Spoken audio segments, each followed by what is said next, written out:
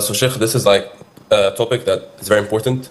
If I go out like with my friends, and they sometimes they curse Islam, but like they don't say Islam, they just say like your mother's religion, okay? And I know they're gonna do that, but I don't have any conviction of it, and I don't like it, okay? If I like plan the outing with them, am I a kafir?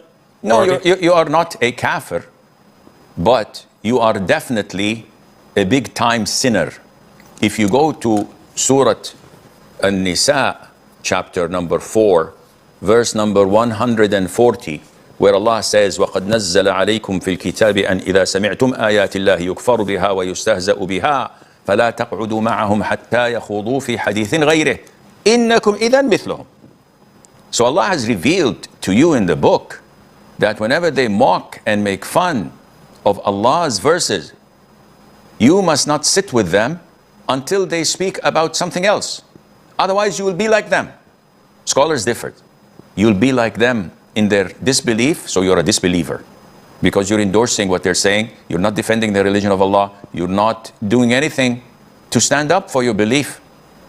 Others say, no, you're like them in the sin, not in the kufr. And this is the most authentic opinion that I'm inclined to, and Allah Azza wa Jalla knows best.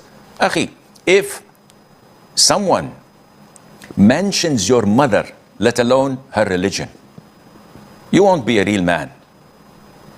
Yani, with all due respect, in Egypt, they would say, خربت أمك. Now, this is rhetorical. This is not intended. May Allah destroy your mother's house. And you laugh and say, it's okay, there's no problem, with friends. Yeah, he insulted your mom. He mentioned your mom's name on his filthy tongue. You won't be a real man if you still be friends with that person. Let alone him cursing your mom's religion. And that is even, whoa. So what kind of friendship are we looking for? Are these scum of the earth worthy of being associated with? Sheikh, they're A+ students, they come from good families, they're rich, they're polite, they're generous, I have a good meal and they pay the check all the time.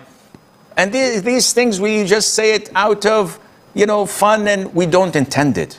And they have utmost respect for my mom. With all due respect, you need to man up, my friend. This is not something normal men who are hot-blooded would allow to happen, or allow anyone to mention their mom's names, and Allah Azza wa Jalla knows best. Assalamu alaikum. Alaikum assalam wa rahmatullah. From the Sunnah, instead of saying beautiful, we can say Allahumma barik. Instead of thank you, we can say Jazakallah khairan. But is there anything including fi amanillah from the Sunnah we can say instead of bye? Fi amanillah is a general dua. It is not from the Sunnah, and it is not a bid'ah. It's something related to customs, to traditions, to what people say. So for example, Assalamu alaikum, wa alaikum salam.